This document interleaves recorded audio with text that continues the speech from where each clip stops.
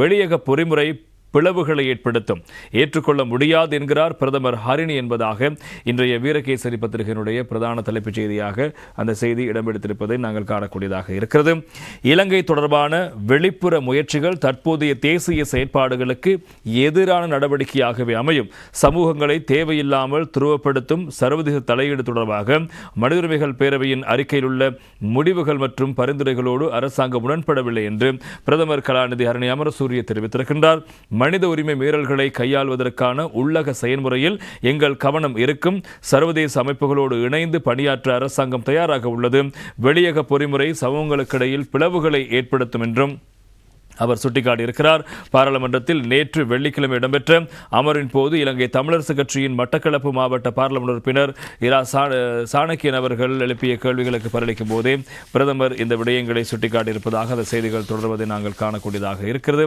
எனவே மேலும் சில விடயங்களை அங்கு சாணக்கியன் அவர்கள் தெரிவித்திருந்தார். குறிப்பாக அதற்கு பதிலளிக்கும் போதே பிரதமர் இந்த விடயங்களை குறிப்பிட்டிருக்கின்றார்.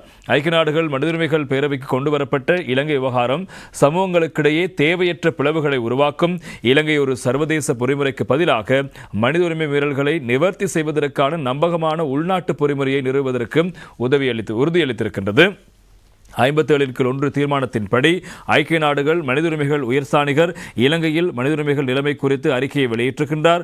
நிறுவனங்களுக்கு இடையிலான ஆலோசனைகளை பின்பற்றி 2025 8ஆம் மாதம் 6ஆம் தேதியன்று உயர்ஸ்தானிகரின் அறிக்கையின் மேம்பட்ட வரைவு நகல் குறித்த அவதானிப்புகளை இலங்கை அரசாங்கம் சமர்ப்பித்திருக்கின்றது.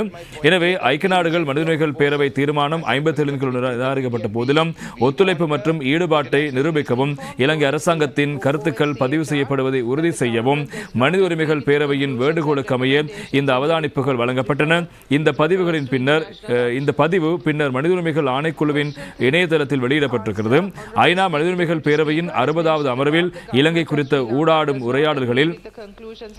உரையாடல்களின் போது வெளியுறவு அமைச்சர் அறிக்கை தொடர்பான அரசாங்கத்தின் நிலைப்பாட்டை கூறினார். அடைந்த முன்னேற்றம் மற்றும் முன்னோக்கி செல்லும் வழியை கோடிட்டு காட்டினார். ஐக்கிய நாடுகள் மனித உரிமைகள் உயர்ஸ்தானிகரின் இலங்கை வருகையை தொடர்ந்து இலங்கை சமூகத்தின் அனைத்து பிரிவுகளையும் பிரதிநிதித்துவப்படுத்தும் உண்மையான மாற்றத்துக்கான சாத்தியக்கூறுகளையும் அரசாங்கம் காட்டிய உண்மையான வெளிப்படைத்தன்மையையும் அவர் எடுத்துரைத்திருக்கின்றார். எனவே இந்த வாய்ப்பை பயன்படுத்திக் கொள்ளுமாறு அரசாங்கம் ஐக்கிய நாடுகள் மனித உரிமைகள் பேரவையை வலியுறுத்தியது. அனைத்து இலங்கையர்களின் உரிமைகளையும் நல்வாழ்வையும் அதன் சொந்த தேசிய செயல்முறைகள் மூலம் முன்னேற்றுவதற்கு தேவையான இடத்தை வழங்கியிருக்கின்றோம். இது சம்பந்தமாக வெளிப்புற முயற்சிகள் தற்போதைய தேசிய முயற்சிகளுக்கு தடையாக மட்டுமே அமையும். இத்தகைய செயற்பாடு சமூகங்களை தேவையில்லாமல் துருவப்படுத்துகிறது. எனவே சர்வதேச தலையீடு தொடர்பாக குறிப்பிடப்பட்ட அறிக்கையில் உள்ள முடிவுகள் மற்றும் பரிந்துரைகளோடு அரசாங்கம் உடன்படவில்லை என்று இலங்கை அரசு மனித உரிமைகள் ஆணையத்திடம் தெரிவித்திருக்கின்றது. நாங்கள் சர்வதேச அமைப்புகளோடு ஒத்துழைப்போம், ஆனால் மனித உரிமை மீறல்களை கையாள்வதற்கான ஒரு உள்நாட்டில் வளர்க்கப்பட்ட செயல்முறையில் எங்கள் கவனம் இருக்கும். எனவே சர்வதேச அமைப்புகளோடு இணைந்து பணியாற்ற அரசாங்கம் தயாராக இருக்கிறது. ஆனால் நாட்டில் நடந்த மனித உரிமை மீறல்கள் இன்னும் முறையாக விசாரிக்காமல் இருப்பதை கையாள ஒரு உள்நாட்டு பொறிமுறையில் கவனம் செலுத்தப்படுவதாகவும் நேற்று தினம் பிரதமர் அவர்கள் தெரிவித்த விவரங்கள் முக்கியமாக இருப்பதை காணும். எனவே தொடர்ச்சியாக ஐக்கிய நாடுகள் மனித உரிமைகள் ஆணையகம் தெரிவிக்கின்ற முக்கியமான விவகாரம் இந்த யுத்தத்தின் போதான பிரச்சனைகள் மனித உரிமைகள் தொடர்பான விடயங்களை மையப்படுத்தி உள்ளக பொறிமுறை அல்ல வெளியக பொறிமுறை ஒன்றை உருவாக்க வேண்டும் என்பதாக ஐக்கிய நாடுகள் மனித உரிமைகள் ஆணைக்குழுவில் தொடர்ச்சியாக இந்த பிரேரணைகளாக வலியுறுத்தப்பட்டு வருகிறது.